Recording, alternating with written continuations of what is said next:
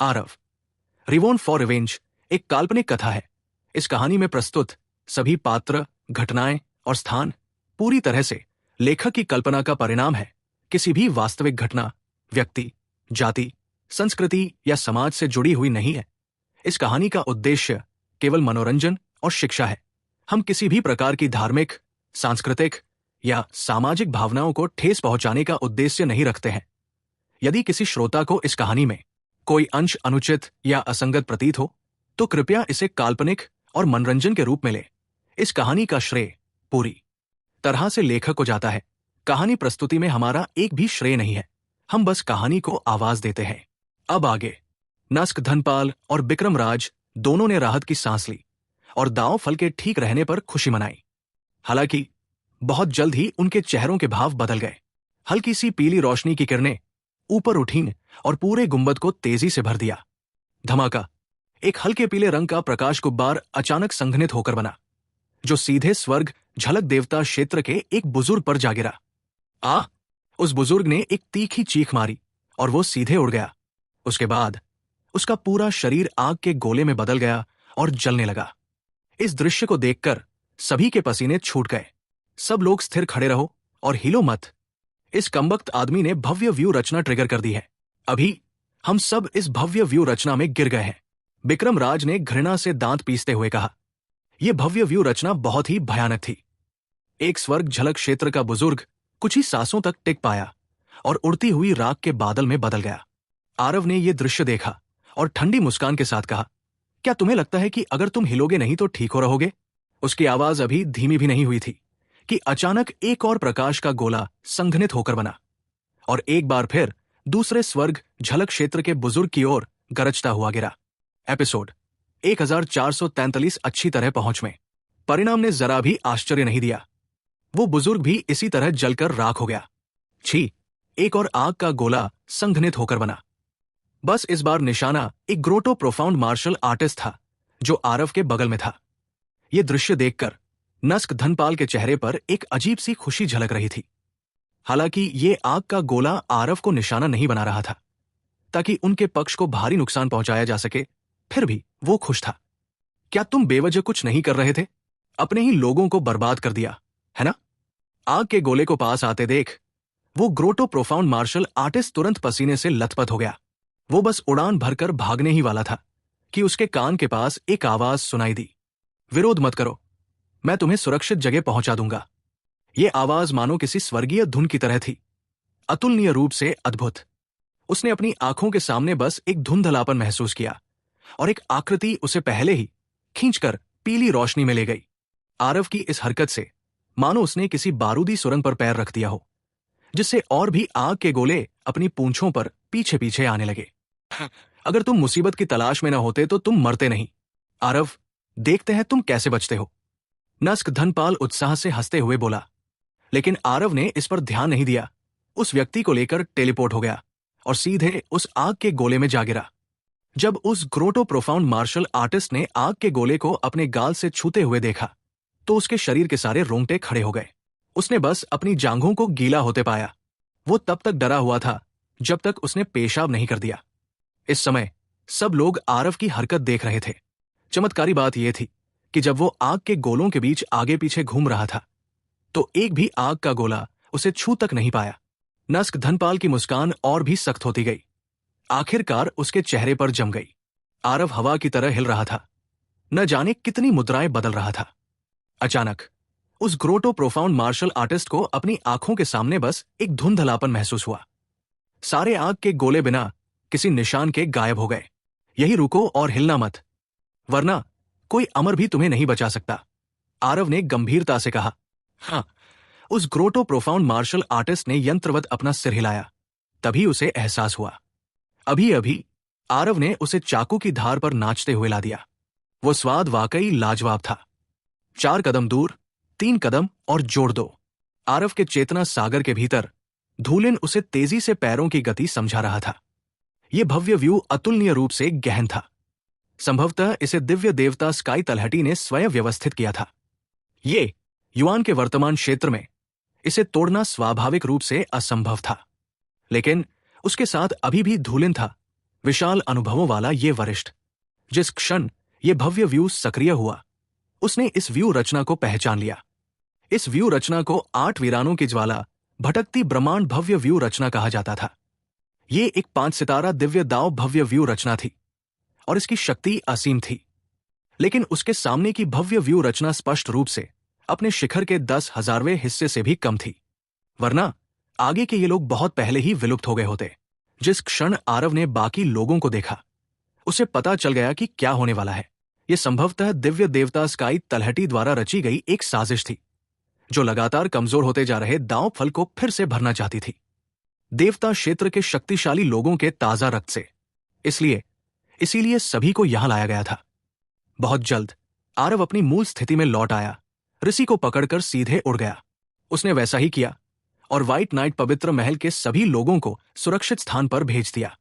नस्क, धनपाल और बिक्रम राज के हावभाव बेहद भद्दे थे। यह विशाल समूह इतना शक्तिशाली था, लेकिन केवल आरव ही स्वतंत्र रूप से आ जा सकता था। यह अच्छी खबर नहीं थी। बिक्रम राज ने नस्क, धनपाल की ओर देखा और ठंडे स्वर में कहा, अभी भी कोई रास्ता नहीं सूझा, हम सबको यहीं मरना होगा। क्या तुम सब बाहरी लोग बहुत शक्तिशाली नहीं हो? तुम इतने बेकार क्यों हो?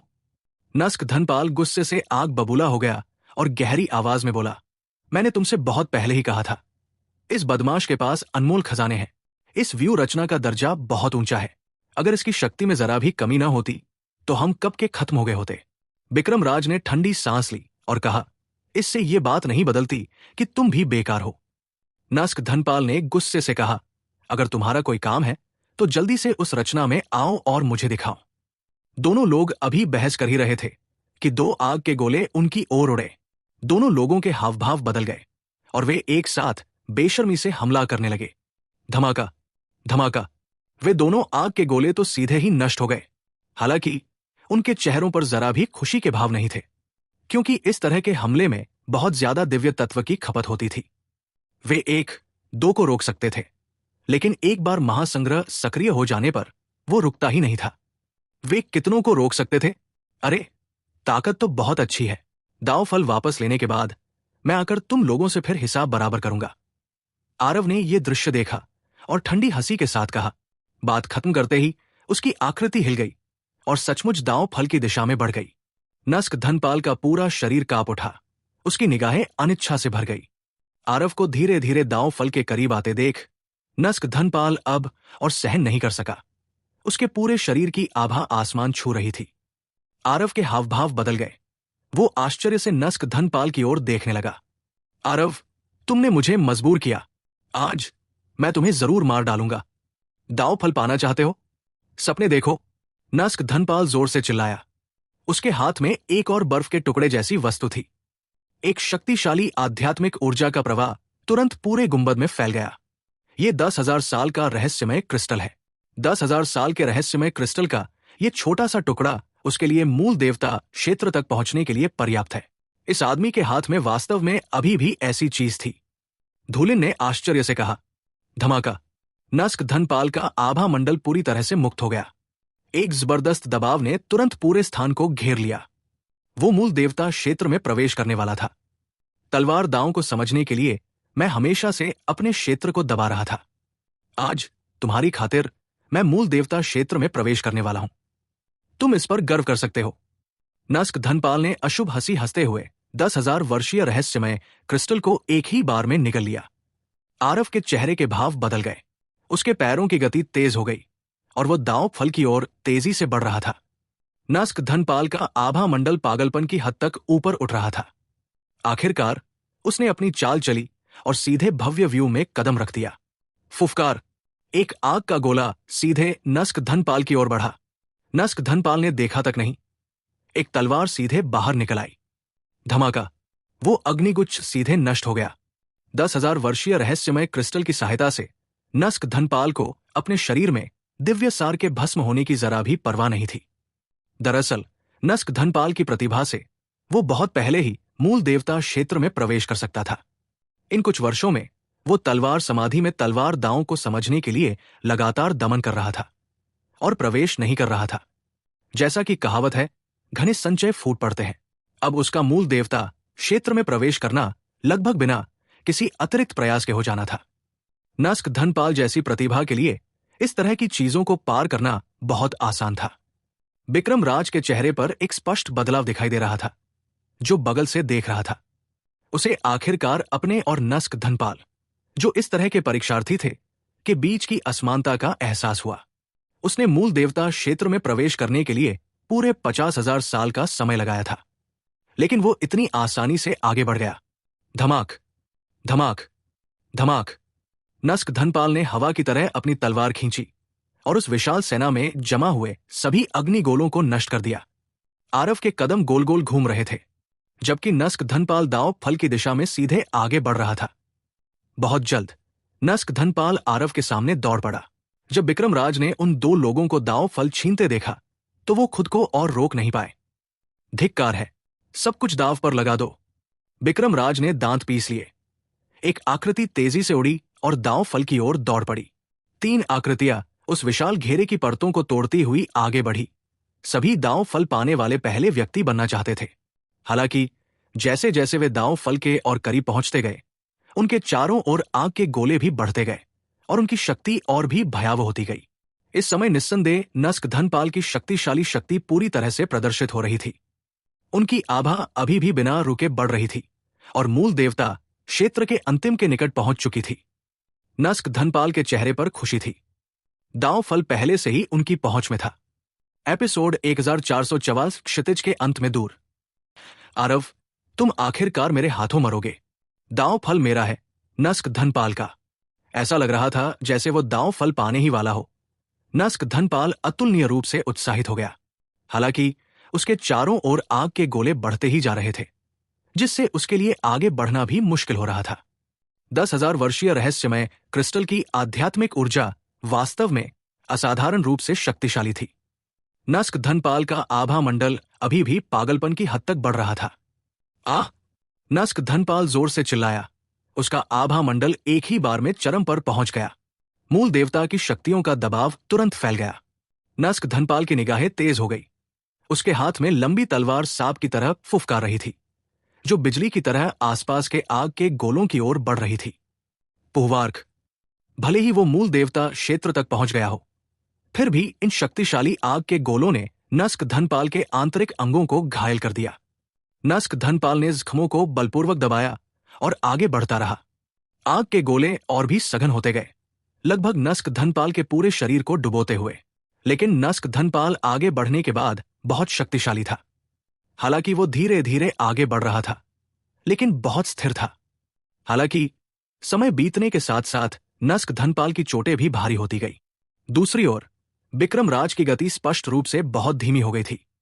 वो पहले से ही आग के गोलों के आक्रमण को लगभग रोक नहीं पा रहा था। धिक्कार है, ये विशाल सरणी बहुत शक्तिशाली है। जितना आगे, आग के गोलों की शक्ति उतनी ही भयानक। विक्रम राज ने दांत पीसते हुए कहा। पुहवार्क!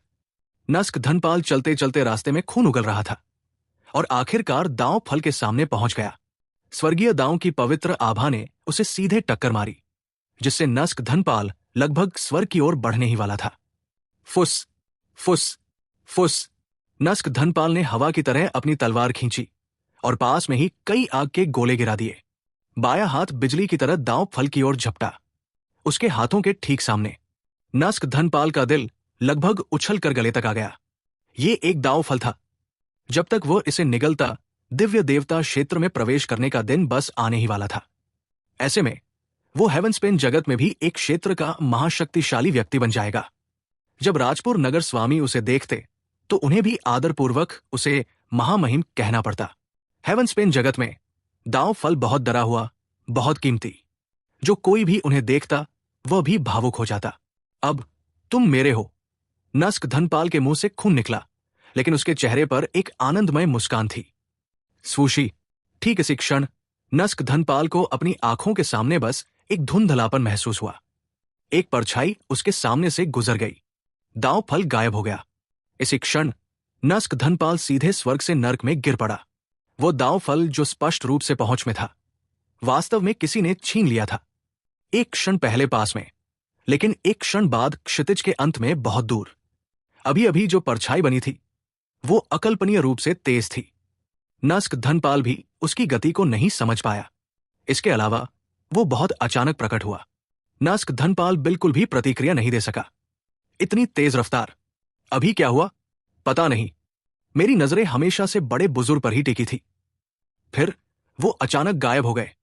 बड़े बुजुर्ग ने दाव फल छीन लिया? वो कहाँ है? कितना करीब। मैंने तो अभी अभी सारी उम्मीदें छोड़ दी थी। मुझे तो लगा था कि हम सब मर ही गए।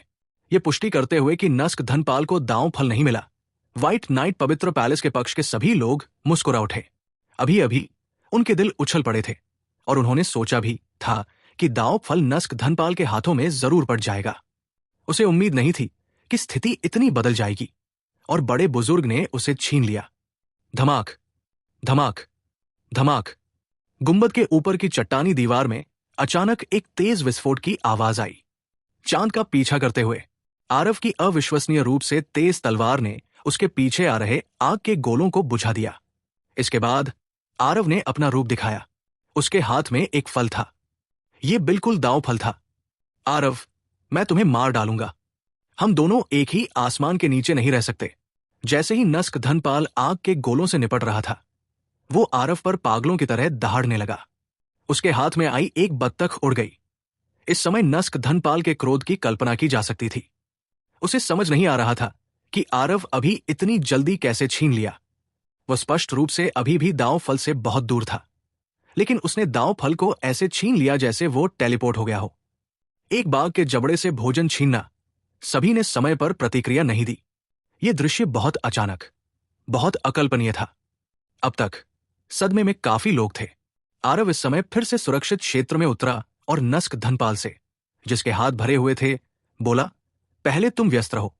मैं थोड़ी देर में तुम्हें ढूंढकर हिसाब चुकता करूंगा। हम दोनों के बीच का हिसाब किताब ठीक से चुकता होना चाहिए। बात खत्म करते ही आरव का चेहरा तेजी से बदला। एक बार फिर टेलीपोर्ट हो गया। ऋषि के चेहरे पर अविश्वास का भाव था।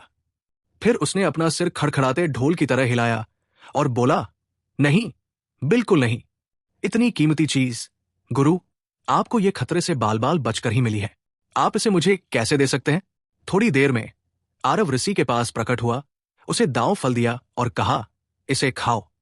इस दांव फल को खाने का मतलब था कि कोई पूरी दुनिया को नियंत्रित कर सकता है। आरव ने उसे ये इतनी सहजता से दे दिया। ऋषि को उस दृश्य के खतरों का पहले से ही अंदाजा था।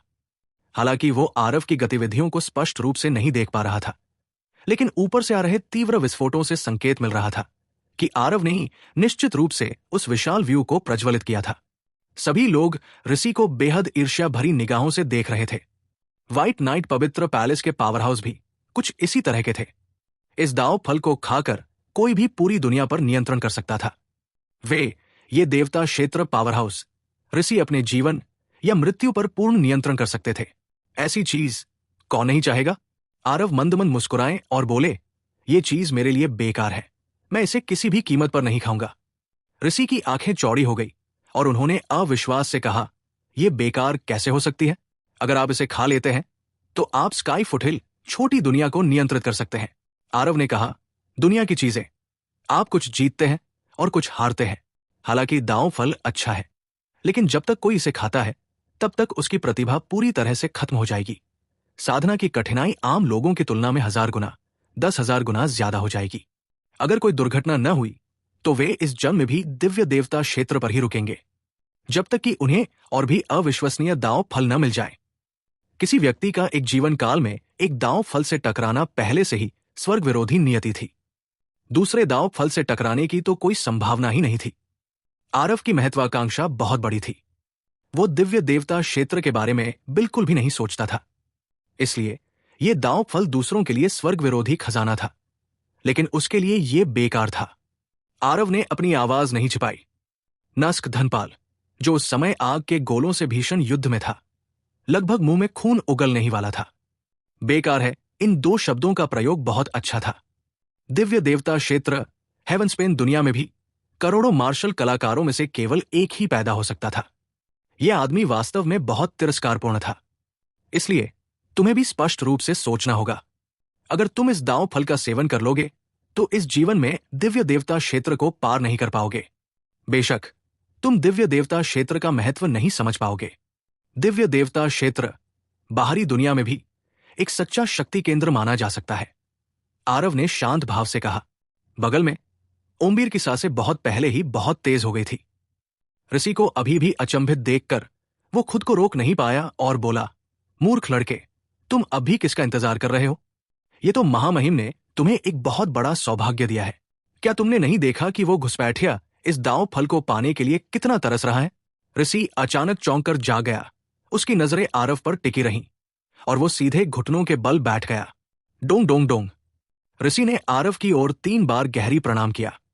गुरु की कृपा, मैं दिव्य देव क्षेत्र में प्रवेश करने के बाद इसका बदला जरूर चुकाऊंगा, ऋषि ने दृढ़ता से कहा। एपिसोड 1445 बहुत देर हो चुकी है।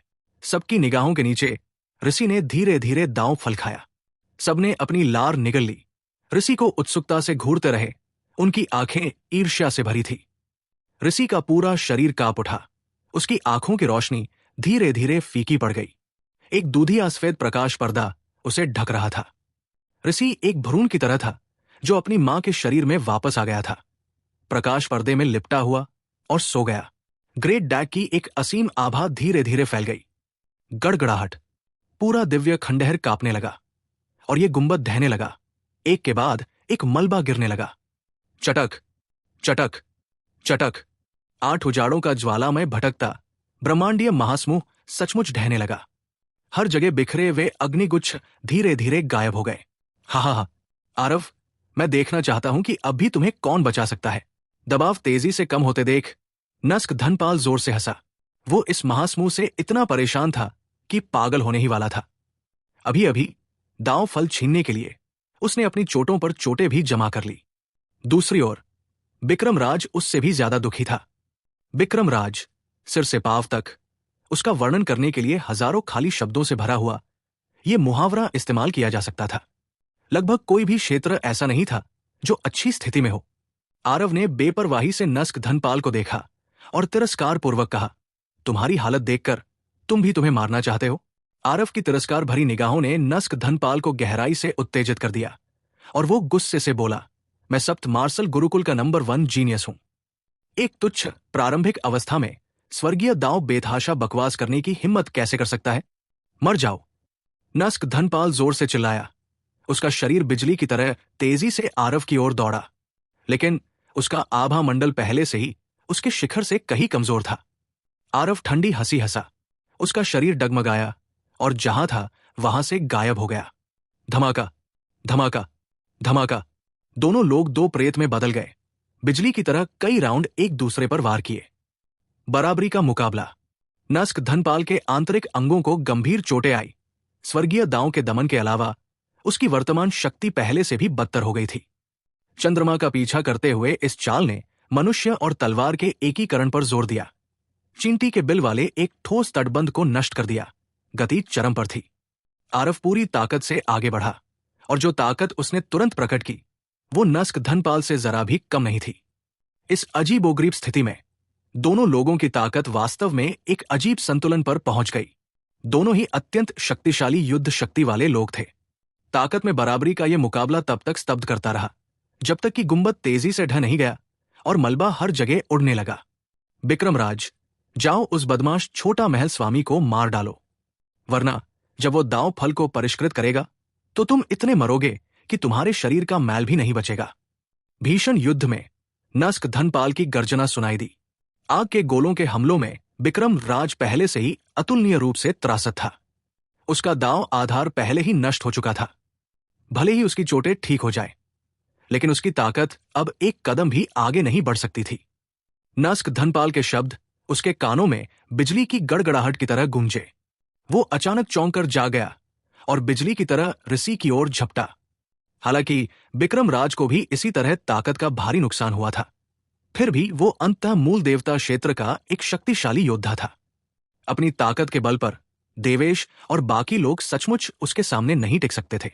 हालांकि देवेश जरा भी नहीं हिचकिचाया और सीधे ऋषि के सामने आ खड़ा हुआ।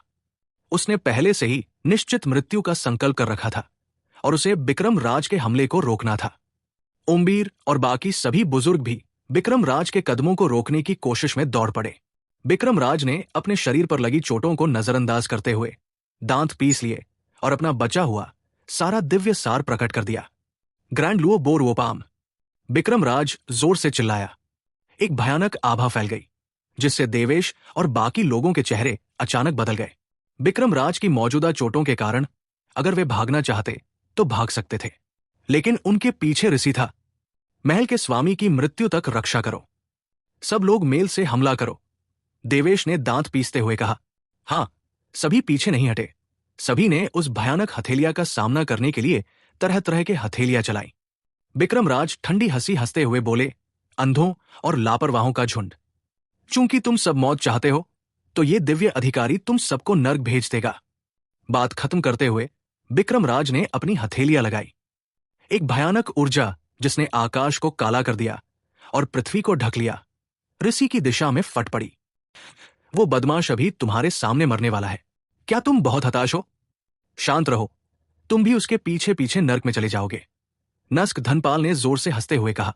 झपटा, हवा में अचानक बिजली कड़कने की एक झलक दिखाई दी। तभी नस्क धनपाल के चेहरे पर मुस्कान जम गई।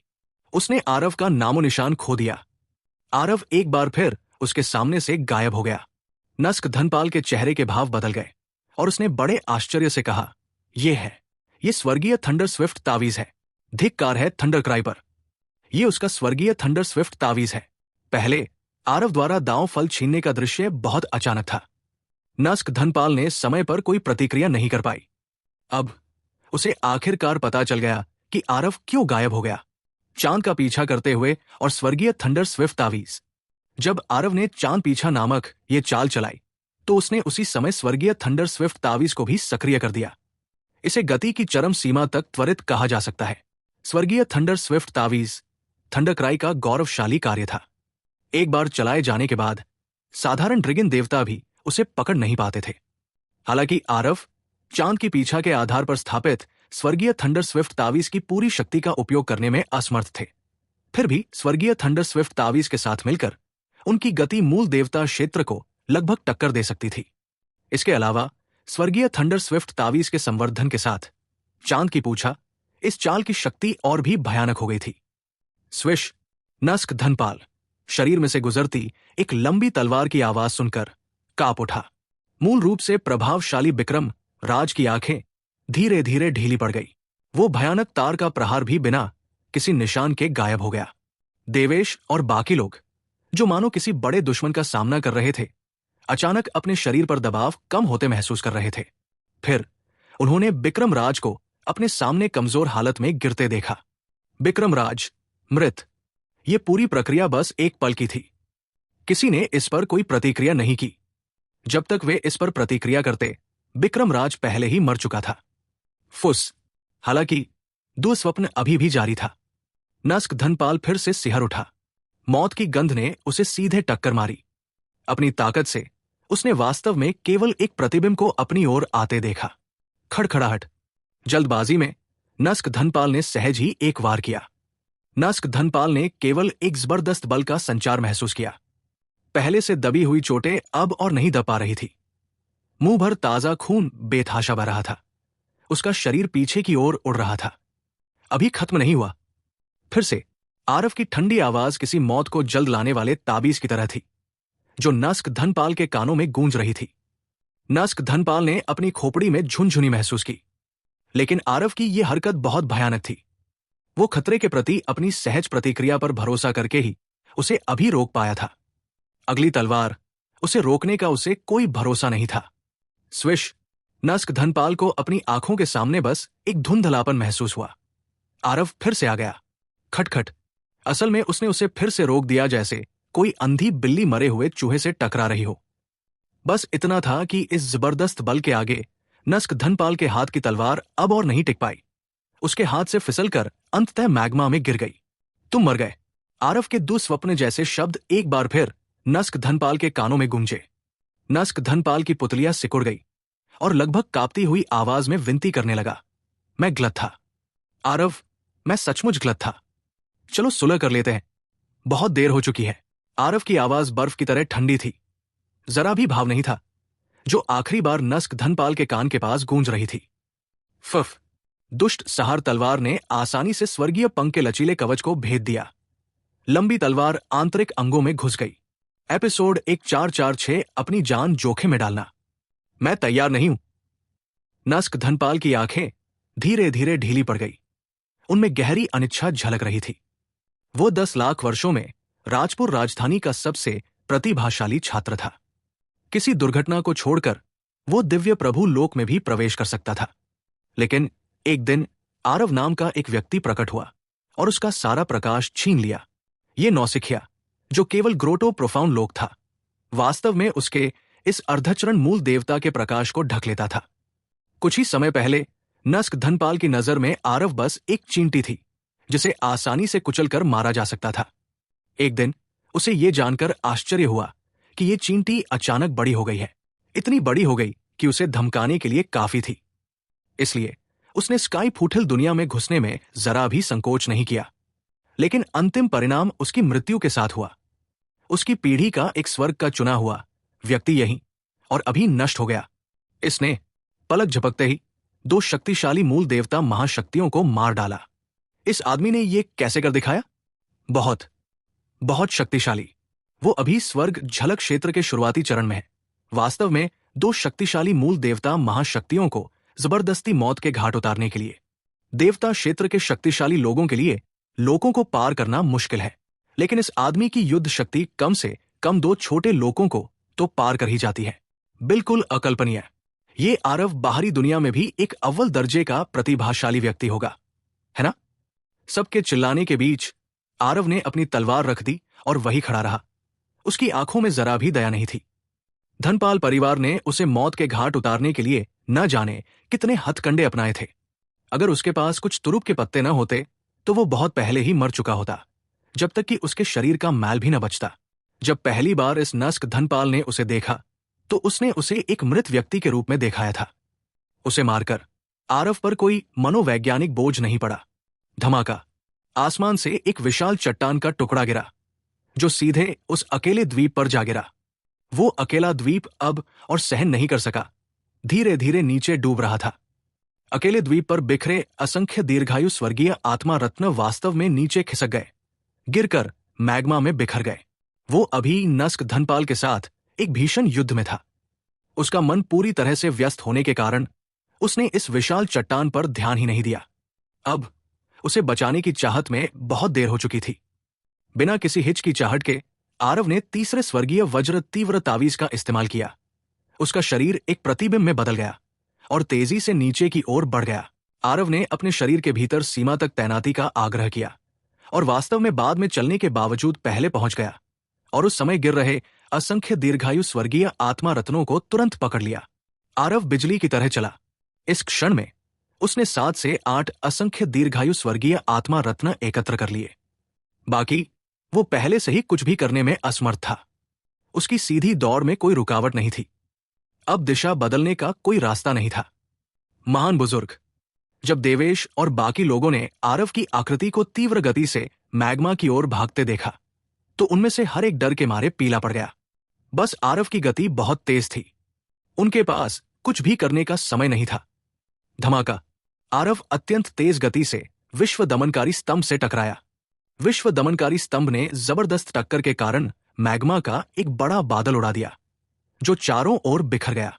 पुहवार्क! आरव ने मुंह भर खून उगल दिया और कुछ देर तक होश में नहीं आया। यह प्रहार बहुत भयंकर था। आरव का मांसल शरीर भले ही मजबूत था, फिर भी उसे काफी अंदरूनी चोटें आई।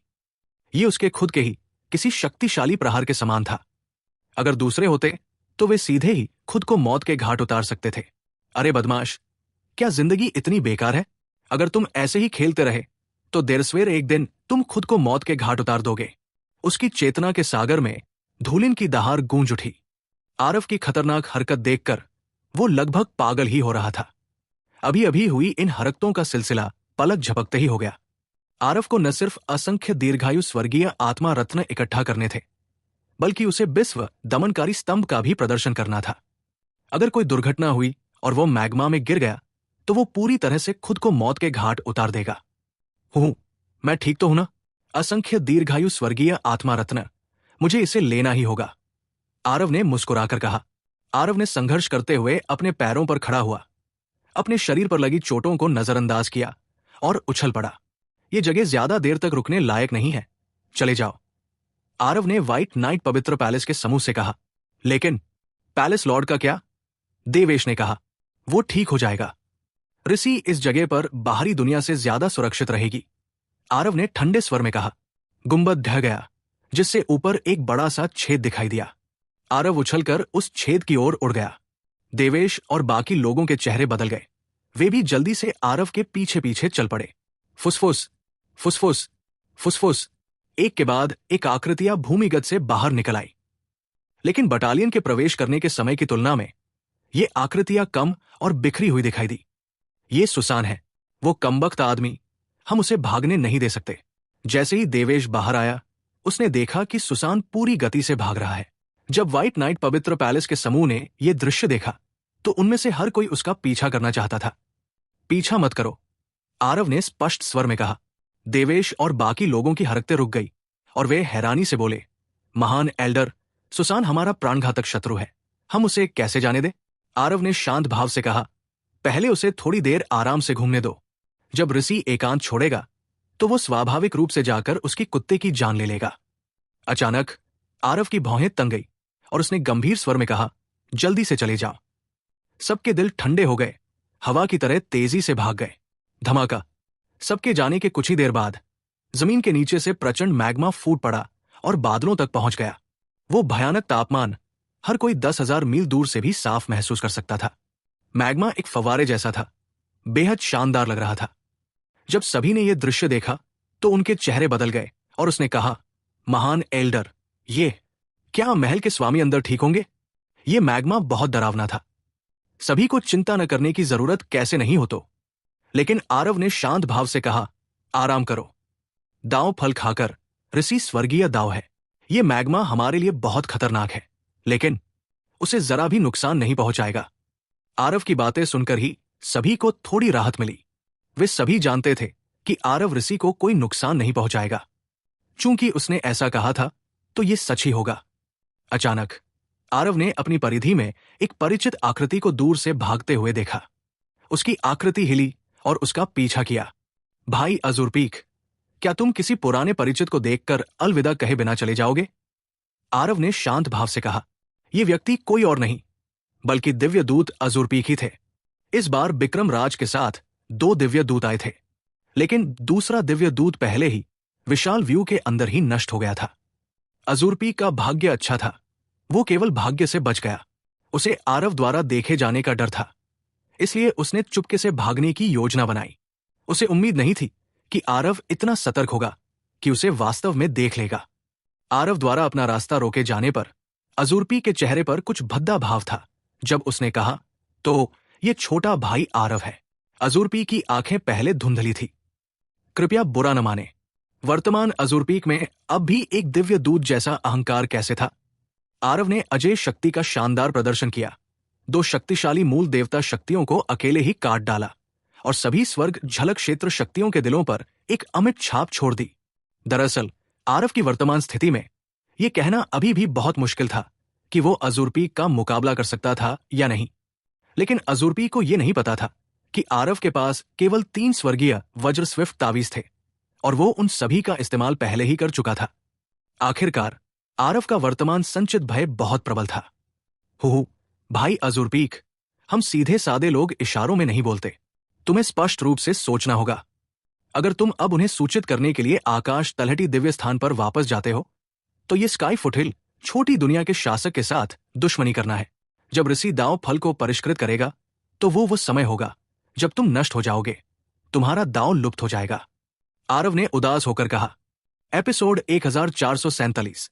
जो समर्पण करते हैं वे समृद्ध होते हैं, जो अवज्ञा करते हैं वे नष्ट हो जाते हैं। आत्मा को दबाने वाले मोती के भीतर आरव उस सुंदर और निष्कलंक चेहरे पर टकटकी लगाए बैठा था। उसका हृदय अत्यंत पीड़ा में था। इतने वर्ष बीत गए थे, स्तुति का रूप अभी भी अद्वितीय था, एक सोई हुई सुंदरी की तरह, मानो कोई उसे कभी भी जगा सकता हो। लेकिन इन कुछ वर्षों में आरव ने पहले भी अनगिनत प्रयास किए थे और कभी सफल नहीं हुआ था। आरव जानता था कि इस अद्वितीय सुंदर खोल में पहले से ही जीवन का कोई निशान नहीं था। जो था वो केवल वर्तमान में विलुप्त हो रही आध्यात्मिक चेतना थी। पू पू पू।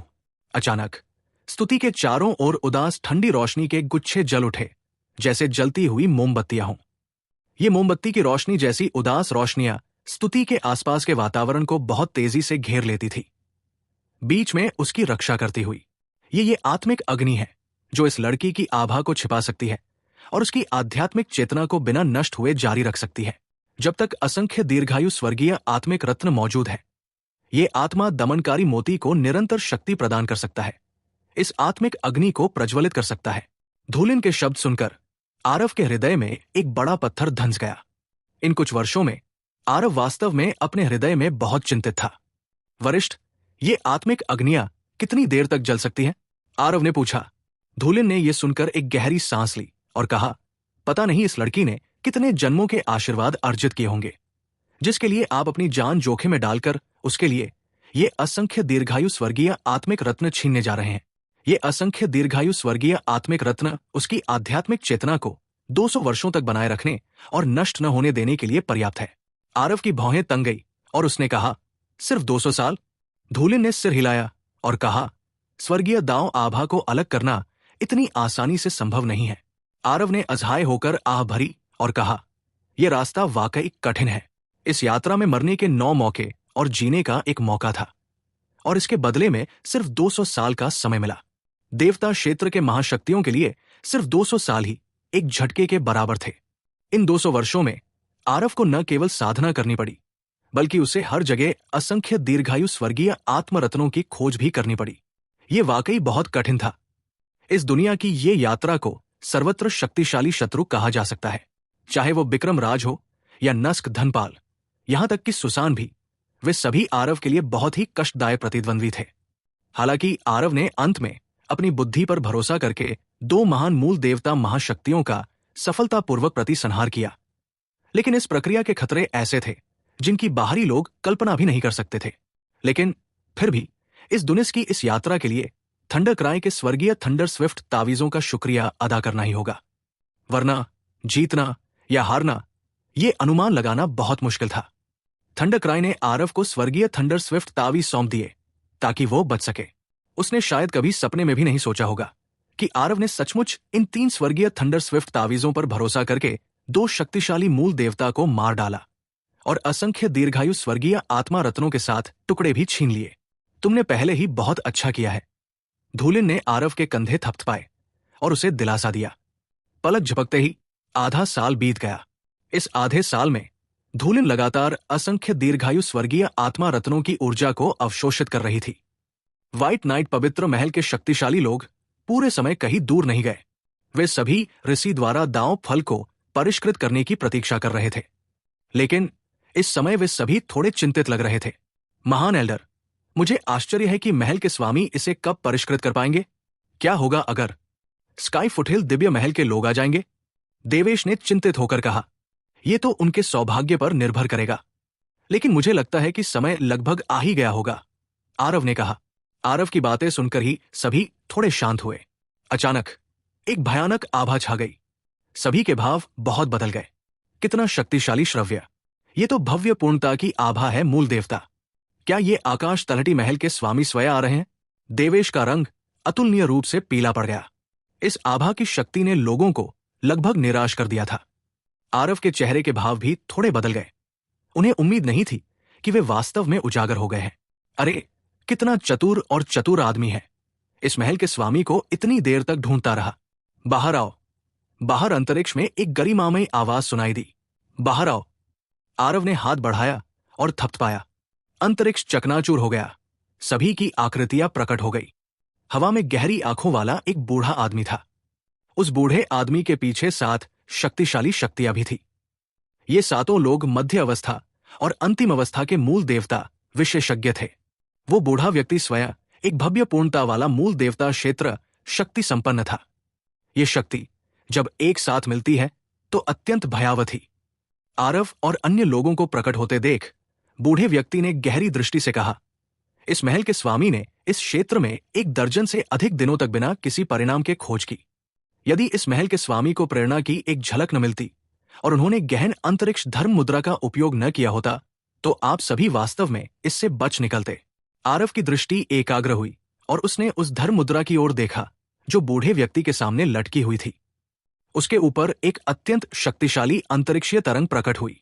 भूमिगत से बाहर आने के बाद आरव ने पास के जंगल में एक छोटा सा स्थान बनाया और व्हाइट नाइट पवित्र महल के लोगों के समूह को स्काई फुटहिल दिव्य महल की खोज से बचाते हुए अंदर छिपने दिया। उसे उम्मीद नहीं थी कि वो अभी भी सफलता से बस एक कदम दूर है। एक छोटी सी दुनिया का स्थान, हेवनस्पेन दुनिया, जितना स्थिर नहीं था। आरव की वर्तमान शक्ति के साथ एक पॉकेट स्पेस खोलना कोई मुश्किल काम नहीं था। बस उसे उम्मीद नहीं थी कि इस स्काई फुटहिल दिव्य महल में अभी भी एक दिव्य कलाकृति है जो स्थानिक उतार चढ़ाव का पता लगा सकती है, जिसे वास्तव में वे खोज लेंगे। आपका आदरणीय आकाश तलहटी महल का स्वामी है, आरव ने गंभीर स्वर में कहा। चूंकि आप इस महल के स्वामी को जानते हैं, तो आपने उस बच्चे का ठिकाना सच सच क्यों नहीं बताया? वरना यह महल का स्वामी आपको इस धरती पर जीने का पछतावा करवा देगा। हत्या के इरादे फैल गए, सबके चेहरे बदल गए, लेकिन आरव अविचलित रहे और शांत भाव से बोले, दाव फल के अस्तित्व में आने से स्काई फुटहिल छोटी दुनिया को एक योग्य उत्तराधिकारी मिल गया है। तुम सबको स्वर्ग की इच्छा का पालन करना चाहिए। ऐसे काम मत करो जो तुम्हारा ही विनाश करे। स्काई तलहटी महल के स्वामी ने ठंडी हंसी हंसते हुए कहा, स्वर्ग की इच्छा? यह महल स्वामी स्वर्ग की इच्छा है। स्काई फुटहिल दिव्य महल पीढ़ी दर पीढ़ी राज करता रहा है। अब एक ऐसे नौसिखिए की बारी कैसे आ सकती है जो अभी भी अनुभवहीन है और शासन करने की? स्काई तलहटी महल के स्वामी को स्काई फुटहिल छोटी दुनिया में एक संप्रभु दृश्य अस्तित्व कहा जा सकता है। अब ऋषि के गर्जना के साथ अस्तित्व में आने से उसकी स्थिति खतरे में पड़ गई। वो स्वेच्छा से अपनी संप्रभुता को दोनों हाथों से कैसे सौंप सकता था? स्काई तलहटी महल स्वामी के चेहरे पर गंभीरता आ गई और उसने कहा, लगता है तुम टोस्ट लेने से इनकार कर रहे हो और फिर जुर्माना भरने के लिए। बात खत्म करते हुए स्काई तलहटी महल के स्वामी ने बड़ी सहजता से एक हथेली लहराई जो आरव की दिशा में झुकी हुई थी। एक पल में स्वर्ग और धरती ने उसके कारण रंग बदल लिए। स्काई तलहटी छोटी दुनिया में भव्य पूर्णता मूल देवता की शक्तियां लगभग स्वर्गीय दांव के बराबर थी।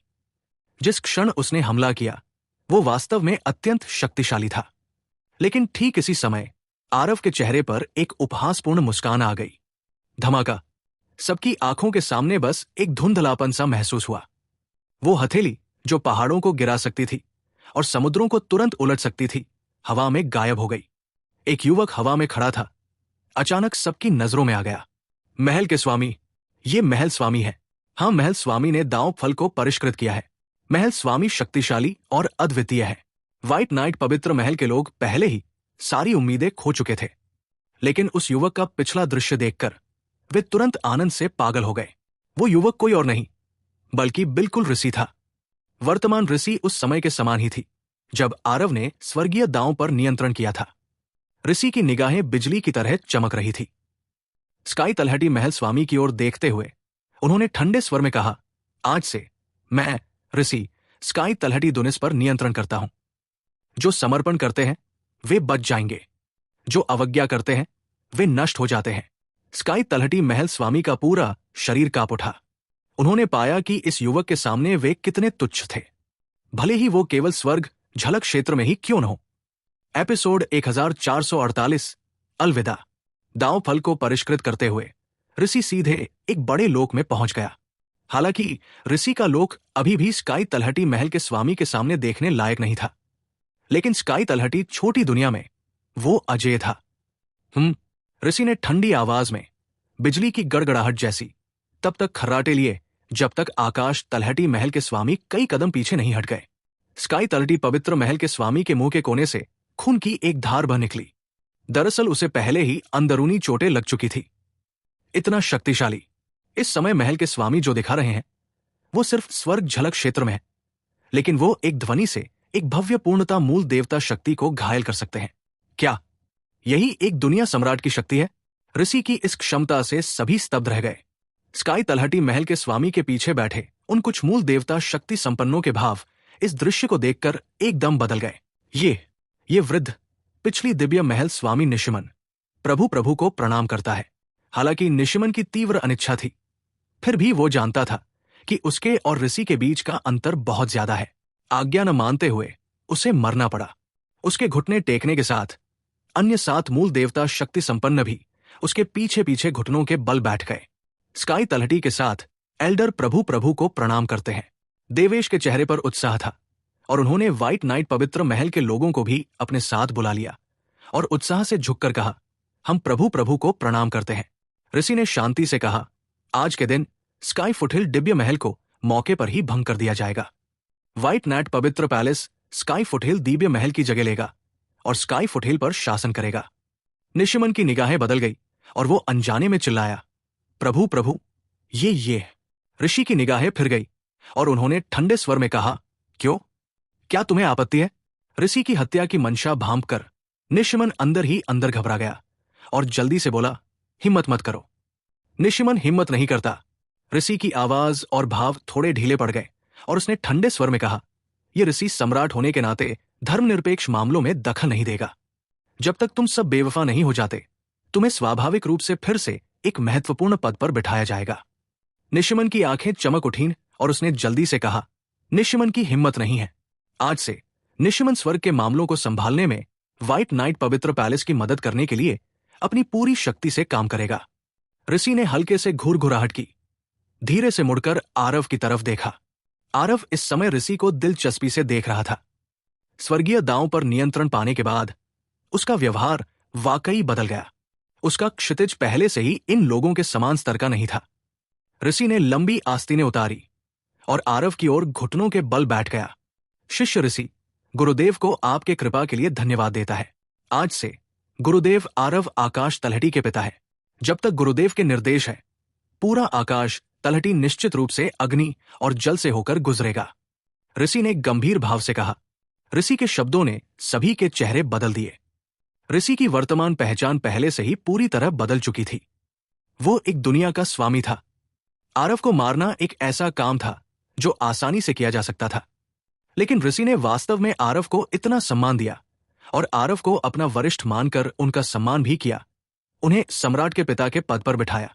जब तक आरव की इच्छा थी, वो पूरे छोटी दुनिया में हवा बुला सकता था और बारिश बुला सकता था। सिवाय इसके कि वे सभी आरव को बहुत अधिक हे दृष्टि से देखते थे और आरव की ताकत को भी बहुत कम आंका। यदि ये कोई और होता तो वे स्काई फुटहिल छोटी दुनिया में ऋषि की दया पर होते। स्काई फुटहिल छोटी दुनिया का हेवनली दाव, हेवनस्पेन दुनिया के हेवनली दावों का एक बहुत छोटा सा हिस्सा था। आरव ने छोटे हेवनस्पेन पर्वत को नियंत्रित किया। वो स्काई फुटहिल हेवनली दाव द्वारा पूरी तरह से बंधन में नहीं बंध सका। यदि ऋषि के पास वास्तव में कोई दुष्ट डिजाइन था, तो आरवी पूरी तरह से हेवनली दाव के साथ लड़ने के लिए छोटे हेवनस्पेन माउंटेन की शक्ति पर भरोसा कर सकता था। यह भी कहना था कि आरवी पूरी तरह से ऋषि के समान शुरुआती लाइन पर था। आरव के सामने ऋषि सिर्फ एक स्वर्ग लोक क्षेत्र मार्शल कलाकार था। आरव की ताकत के आगे अगर वो सचमुच ऋषि को मारना चाहता तो ये अपनी जेब से कुछ निकालने जैसा था। हालांकि ऋषि ने उसे निराश नहीं किया। उसके व्यवहार से पता चलता था कि आरव लोगों को गलत नहीं समझता। आरव मुस्कुराते हुए ऋषि को उठाने में मदद करते हुए बोला, ये अच्छी बात है कि तुम्हारे मन में ये विचार आया, लेकिन तुम्हारे गुरु जा रहे हैं। ऋषि के चेहरे के भाव बदल गए और उसने कहा, गुरुजी, आपको बाहरी दुनिया में हर तरह की मारकाट का सामना करना पड़ता है। ये स्काई फुटहिल छोटी दुनिया की तरह आराम और बेफिक्री से कैसे हो सकता है? क्यों ना आप यही रहें और मेरे साथ मिलकर स्काई फुटहिल छोटी दुनिया पर राज करें? आरव ने मुस्कुराते हुए सिर हिलाया और कहा, तुम्हारे गुरु हेवनस्पिन की दुनिया में कठिनाइयों का सामना करने के बाद ही पहुंचे हैं। मैं इतनी आसानी से हार कैसे मान सकता हूं? गुरु के पास करने लायक काम है। ऋषि ने सोचा और कहा, तो मैं गुरु के साथ हेवनस्पिन लोक जाऊंगा। ऋषि की वर्तमान शक्ति के साथ मैं गुरु की मदद कर सकूंगा। आरव ने उसके कंधे पर थपथपाया और मुस्कुराते हुए कहा, ऋषि, स्वर्ग के नीचे के वीरों को कम मत आंको। भविष्य में तुम्हें याद रखना होगा कि हमेशा कोई न कोई बेहतर होता है और स्वर्ग के पार भी एक स्वर्ग होता है। हेवनस्पिन लोक में किसी छोटी दुनिया का स्वामी कुछ भी नहीं है।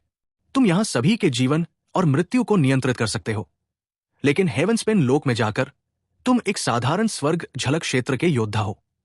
तुम्हारा सबसे जरूरी काम है दांव फल की शक्ति को पूरी तरह से आत्मसात करना और एक सच्चे दिव्य देवता का शक्तिशाली केंद्र बनना। उस समय तुम मुझे ढूंढने हेवनस्पिन लोक जाओगे।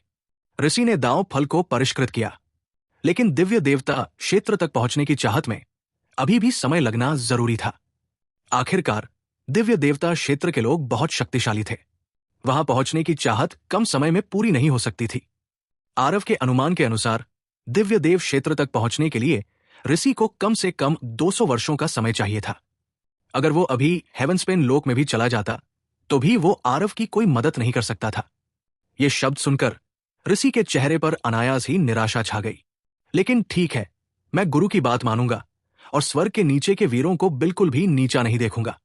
जब मैं दिव्य देवता क्षेत्र तक पहुंच जाऊंगा तो मैं जरूर हेवनस्पेन लोक जाऊंगा और आपको मोलूंगा, ऋषि ने दृढ़ दृष्टि से कहा। आरव मुस्कुराया और बोला, ठीक है, गुरु हेवनस्पेन लोक में तुम्हारा इंतजार कर रहे हैं। अचानक आरव के चेहरे पर कठोरता आ गई और उन्होंने गंभीर स्वर में कहा, ठीक है, दिव्य प्रभु लोक में प्रवेश करने से पहले तुम्हें कुछ भी असामान्य नहीं दिखाना चाहिए। अगर बाहरी दुनिया से लोग परीक्षा लेने आ रहे हैं तो तुम्हें कुछ भी न देखने का नाटक करना होगा। जो भी करना है करना ही होगा। ध्यान रखना कि राज की बात बाहर न निकले, समझे? आरव को इतनी गंभीरता से निर्देश देते देख ऋषि को गंभीरता का एहसास हुआ और उसने सिर हिलाकर कहा, मैं समझ गया। निश्चिंत रहो, इन कुछ दशकों में मैं निश्चित रूप से अपनी पूंछ अपने पैरों के बीच दबा लूंगा और व्यवहार करूंगा। प्रत्येक छोटा संसार असीमित संसाधनों वाला एक खजाना भंडार था और अपने अधीन शिष्यों को प्रशिक्षित करने के लिए एक उत्कृष्ट स्थान भी। लेकिन अगर यह छोटा संसार नियंत्रण से मुक्त हो गया तो राजपुर नगर स्वामी शायद इसे यूं ही नहीं जाने देंगे। एक बार जब वो स्वयं स्काई फुटहिल छोटी दुनिया में प्रवेश कर जाएंगे तो ऋषि खतरे में पड़ जाएगा। ठीक है, देर हो रही है, मुझे जाना चाहिए। अपनी बात खत्म करके आरव जाने की योजना बना रहा था। 1 मिनट रुकिए गुरु, ऋषि ने अचानक आरव को रोका, निशिमन की ओर मुड़ा और पूछा, क्या स्काई फुटहिल दिव्य महल में असंख्य दीर्घायु स्वर्गीय आत्मा रत्न है? निशिमन ने अपनी बात छिपाने की हिम्मत नहीं की और जल्दी से कहा, असंख्य दीर्घायु स्वर्गीय आत्मा रत्न मिलना बहुत मुश्किल है। इन कुछ वर्षों में इनकी खपत भी कम नहीं हुई है। अभी सिर्फ 3 ही बचे हैं। ऋषि की भौहें सिकुड़ गई। निशिमन के चेहरे के भाव बदल गए। उसका दिल धड़क रहा था। जाहिर है ऋषि नाखुश था। छोड़ो, सब ले आओ, ऋषि ने ठंडे स्वर में कहा। निशिमन ने स्वाभाविक रूप से इतनी कीमती चीज अपने पास रखी थी और देखा कि उसने दूधिया सफेद पत्थरों के 3 टुकड़े निकाले। ये असल में असंख्य दीर्घायु स्वर्गीय आत्मा रत्न थे। ऋषि ने उन्हें आरव को दे दिया और बेबसी से कहा, असंख्य दीर्घायु स्वर्गीय आत्मा रत्न बहुत दुर्लभ है। ये शिष्य बस इतना ही कर सकता है। जब मैं स्वर्गीय दांव पर पूरी तरह से नियंत्रण कर लूंगा तो मैं गुरु को देने के लिए असंख्य दीर्घायु स्वर्गीय आत्मा रत्न जरूर लाऊंगा। आरव भी विनम्र नहीं था। उसने उसे सीधे रख दिया। बाकी चीजों की उसे परवाह नहीं थी, लेकिन असंख्य दीर्घायु स्वर्गीय आत्मा रत्न, उसे इसकी बहुत जरूरत थी। ठीक है, गुरु स्वीकार करेंगे। अलविदा। बात खत्म करते हुए आरव की आकृति हिल गई और जहां वो मूल रूप से था वहां से गायब हो गया। एपिसोड 1449, मिशन सौंपना। पेड़ों की छाया में छात्रों का एक समूह बेसुध बातें कर रहा था। बातचीत का विषय स्वाभाविक रूप से उन सबसे प्रतिभाशाली छात्रों के बिना नहीं हो सकता था। ओह, ठीक है, बाहरी प्रांगण का नंबर एक प्रतिभाशाली आरव 10 साल से ज्यादा समय से वापस नहीं आया है।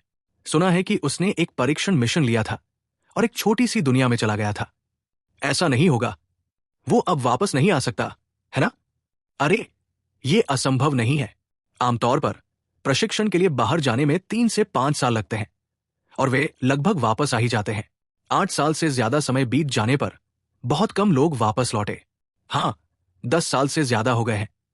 ये शायद शुभ के बजाय अशुभ संकेत है। ये अफसोस की बात है। उसकी प्रतिभा के साथ दिव्य प्रभु लोक में प्रवेश पाना लगभग तय था। सुना है कि वरिष्ठ प्रशिक्षु भाई नस्क धनपाल भी अभ्यास और संयम के लिए गए थे। उन दोनों का एक के बाद एक ये थोड़ा संयोग है। इसके अलावा वरिष्ठ प्रशिक्षु भाई नस्क धनपाल भी अभी तक वापस नहीं आए हैं। शस्त्र, क्या तुम मरना चाहते हो? तुम्हारी हिम्मत कैसे हुई ऐसी बात कहने की?